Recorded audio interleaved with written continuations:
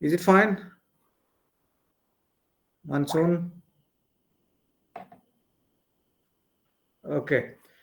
So, good evening, everyone, and let us proceed the class of applied human nutrition today about the food fortification.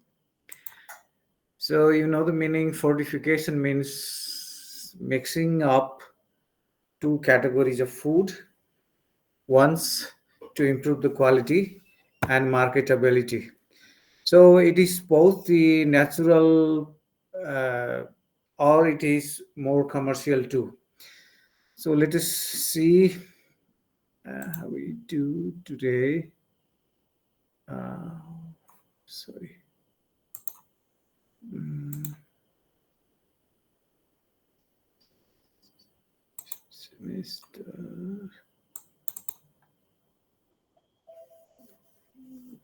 Food allergies, food fortification, food fortification. Okay. Hi, hi, hi. Okay, entire screen. Let's do. Okay, admit. So, okay. So I think it is shared to you. It is internet is bit lazy today, like your attendance, your colleagues' attendance.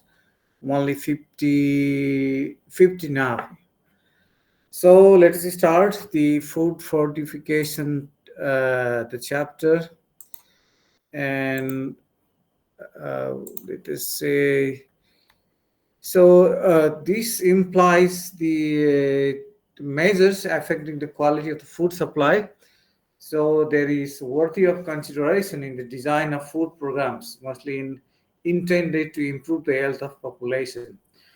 And the majority of the food fortification programs have been distributed in Latin America, Asia, and the Central Africa and African territories. And the history, there are some, I didn't go to the adulteration. So fortification has been defined as the addition of one or more essential nutrients to the food, whether or not it is normally contained in the food, and for the purpose of preventing or correcting a demonstrated deficiency of one or more nutrients in the population of specific areas. Well, you might have heard about the history of the golden rice that has been uh, distributed well in Africa to combat the xerophthalmia, and the addition of vitamin D in oil, and very common food fortification program in Nepal is about the addition of iodine in salts. Okay, I think this is the commonest examples we have around the world. So this is the simple is case for the food fortification. Just you get the raw ingredients, you initially process it, and you mix the nutrients, you package it again, you check it for the safety, and finally it becomes the fortified food. It is the simplest case. And there are some special criteria for making the food fortification, and the fortified materials should be an edible item. It is consumed by majority of the population. For example, rice with vitamin A, carotene, more carotene in rice. And now it is the very good idea to combat the xerophthalmia in Asiatic countries and also in the African territories. And the ideal fortified food should be no change. There should be no change in the physical properties of the food. Example, the consumer acceptability should be high. I think if you eat vitamin A in rice, vitamin D in oil, and iron in salt, may not have be the consumer disagreement over the foods. And it should be the low cost food product that can be bought by every section of society. That means it should be in access of many economic groups of the society. Then there are some proposed food fortification. One is to improve nutritional quality. Second is to reduce the nutritional disorders. And third one is fortification for building bodybuilding and fortification for medical treatment. Sorry.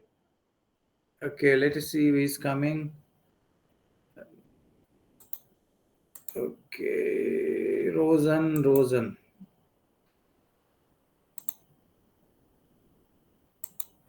Okay, then others are the type of food fortification. There may be many kinds, but for study purpose, we may group into biofortification, the household food fortification, and the industrial or commercial food fortification. Then the example of the biofortification is the golden rice that is made possible through the plant breeding approaches. And next is use some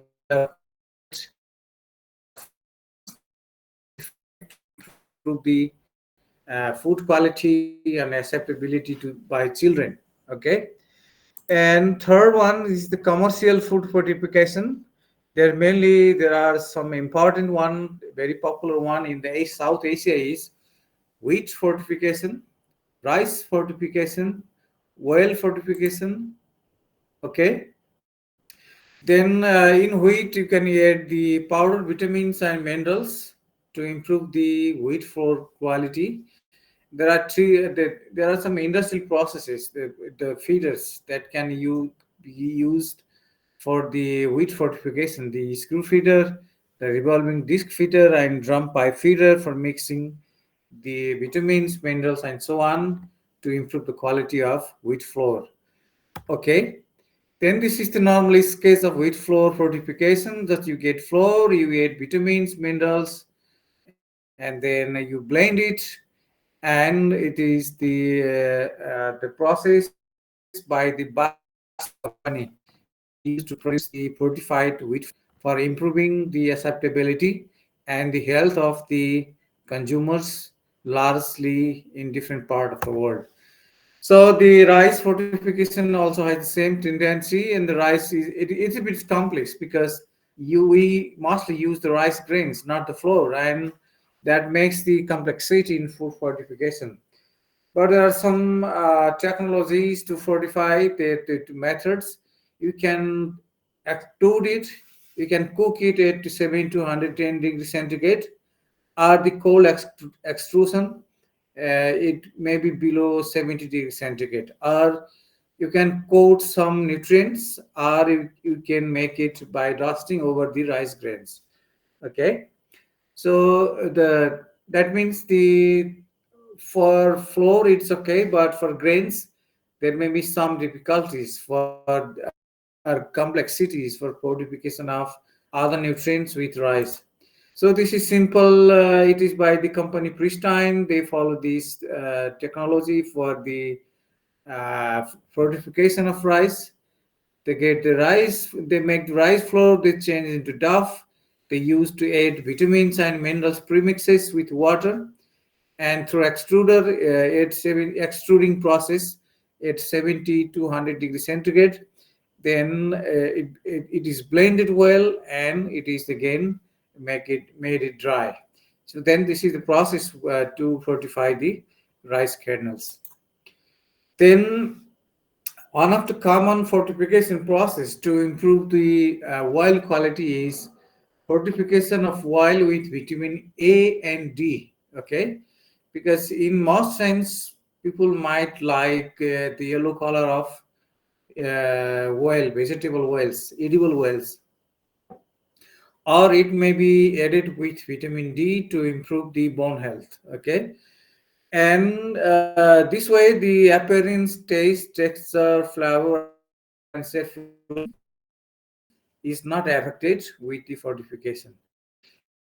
At the individual level, fortified oil can help to person meet for 25 to 30% of recommended dietary intake of vitamin A and D. Okay, then it is source, the single source to provide, almost to provide the one third of the vitamin A and D. So this is the simple process. Then why fortification needed? It improves the health of people, and it is easy and affordable for different economic groups in the society, and it has a wider access nowadays for different kind of food. Okay, so it is not a separate entity, and it is usually in access of many people.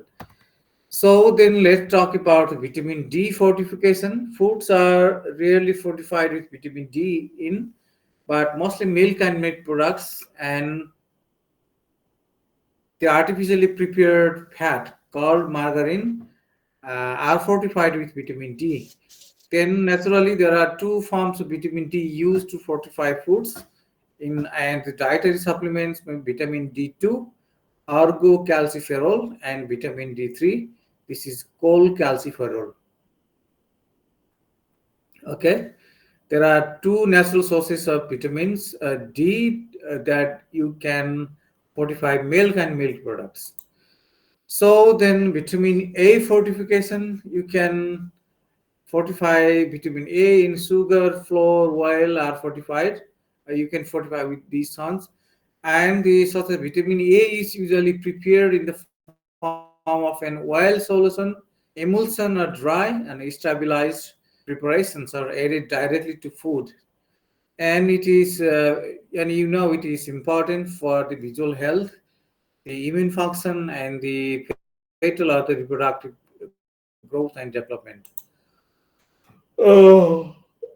The next one very common to you is the iodine fortification. That is, we also use the socket iodinide salts. That is, or that means is iodine fortified salt. We all have in our kitchen, right? The fortification commonly are used the potassium iodide Ki or potassium iodide KiO3, and the addition does not change the color of the salt because salt is generally white in flour, in appearance or taste, or how to say then, or the grain. Then fortified salt contains iodine and essential for preventing goiter, development disabilities, and cognitive impairment. So modern days iodine fortification in salt is coupled with higher iodine content. In Nepal, it is believed that salt contains higher iodine because of iodine. And the required dose of iodine in salt. It is been reported in many studies. And the problem of too much iodine in the salt may be the thyroid impairment that may lead to some thyroid dysfunction also when the iodine is too much to be mobilized by the enzyme, sorry, the hormonal system in human body. So many other foods are fortified. Some are margarine and other butter substitutes contain sterol, which help lower cholesterol.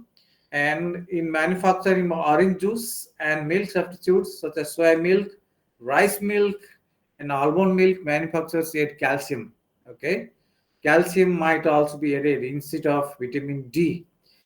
Okay, either vitamin D mobilizes calcium. Okay, grains such as breakfast cereals are often fortified with vitamins, minerals, calcium, and the B vitamins or vitamin B12 to improve its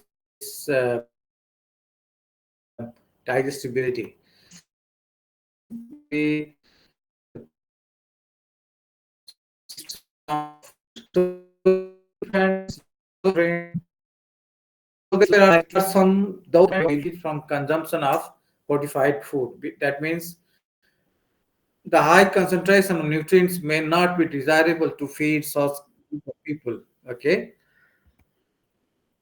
let us see who want to study today too. Subham Dutt.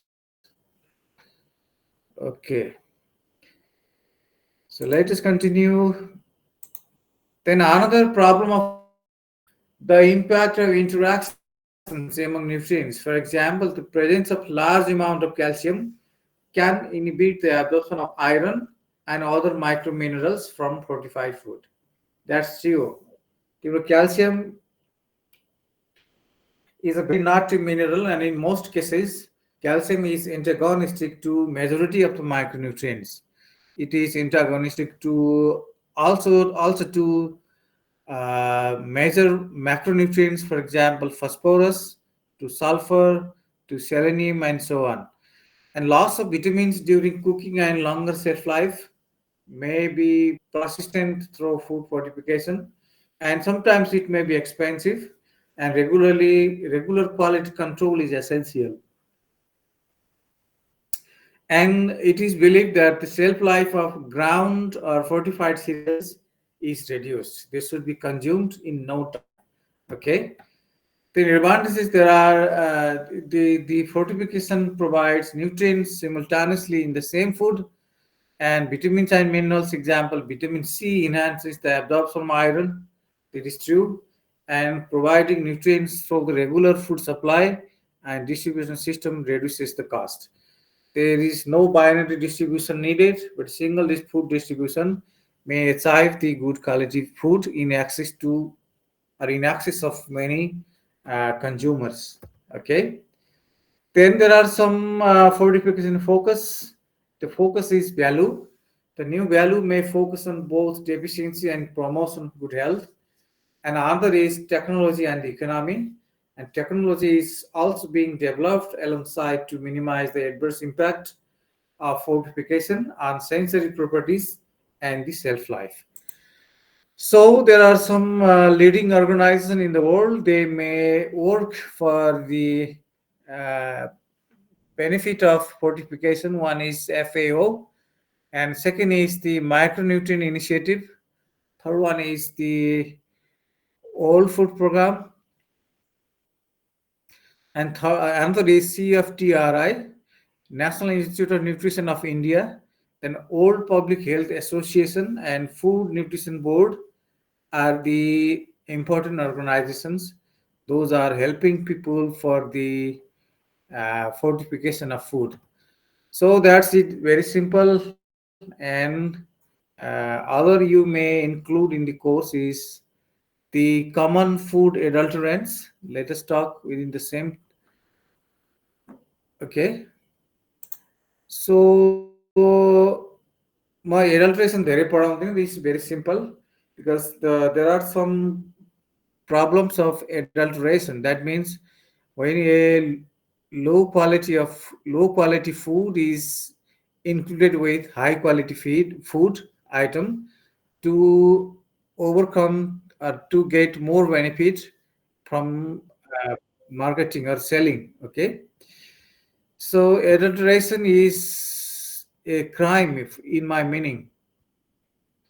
So adulteration there might increase the problem in teeth and adverse effect on the lining of the gastrointestinal tract, the diarrheal and other infections, stomach or intestinal cancers, toxicity due to toxic sweeteners, additives, colors, and letharism if the legumes are mixed with lathyrus. Then epidemic dropsy due to consumption of argemone oil mixed mustard oil. This is one of the greatest example, even persistent in Nepal. The epidemic dropsy, then various abnormalities of bone, eyes, skin and lungs, and anemia may also be the results due to the food adulteration. So here are some examples of food adulteration. See here the last one. So milk could be adulterated with fats, addition of starch and water. Coffee powder, it may be mixed with date husk, tamarind husk, or Sycorium intivus husk. Third one is the mustard seed by prickly poppy argemons. Butter, maybe oleo or margarine. And honey, maybe it would be adulterated with fructose syrup or cane sugars. The rice and wheat may be from mud grits or soapstone bits, and black pepper by dried seeds of papaya. तिमीले चाहिँ मरिच किन्न गएको छौ पपायाको सिड ल्यायो भने what's the रङ you can gauge the problem of this. Okay, so adulteration is simple thing. I don't explain much, and it's you may experience it day to day. But the problem is on fat, honey, rice and wheat, peppers, milk, coffee, or some बेसार किन गएको छ बेसारको ठाउँमा चाहिँ तिम्रो चामलको के अरे अथवा गहुँ के अरे के भन्छ गहुँको पिठो मिसाइदिन्छ बेसारसँग है द्याट मिन्स के भन्छ curcuma powder may be mixed with the uh, wheat flour or rice flour. Okay, so margarine, this is artificial fat. Butter is animal derived fat.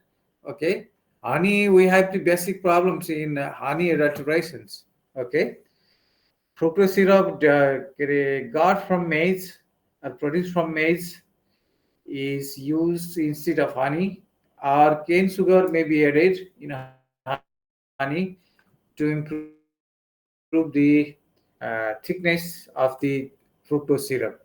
So there are some common examples. If you know more, you can add more. Okay. So आज पनि मैले class धेरै लिन you are only how much? Less than 50 I think. है यो यसरी सानो सानो chapter पहिला सकौँ then long chapter we will finish later.